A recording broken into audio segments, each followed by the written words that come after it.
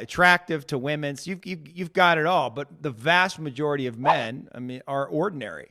And at a certain point, they have to come to terms with their ordinariness. Absolutely. No, that's true.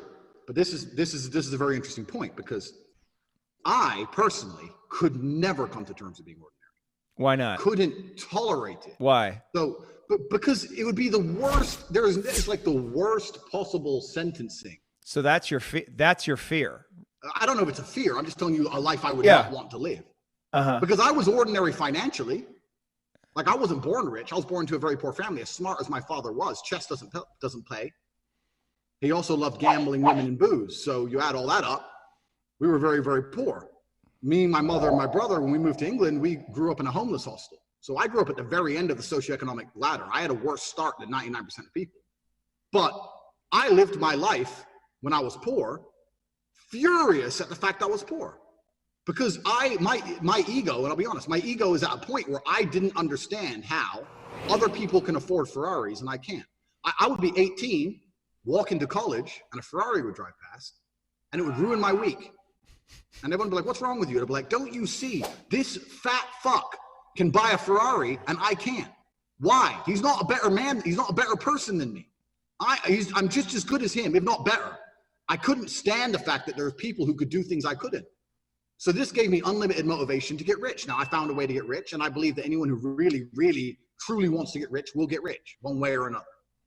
But that's because it bothered me for the first 10 years. You know, my 20s, I was broke most of them. I was broke most of my 20s. So I couldn't stand being ordinary. And my question is this. You're saying ordinary people need to come in terms of their ordinariness. I don't think they do. I think they need to become extraordinary. I think they need to try harder. Mm-hmm. This is the greatest thing. This is the greatest and worst thing about being a man, is that all of your value is built.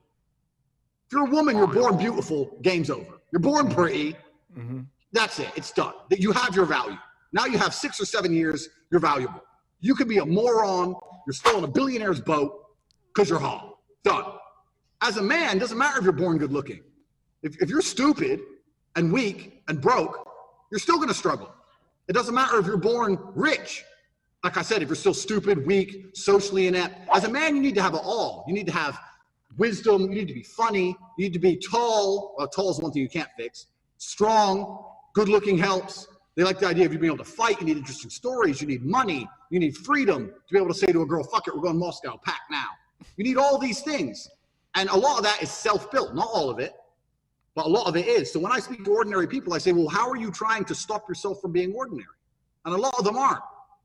Well, you know, well, then what the fuck are you going to live an ordinary life if you have ordinary results?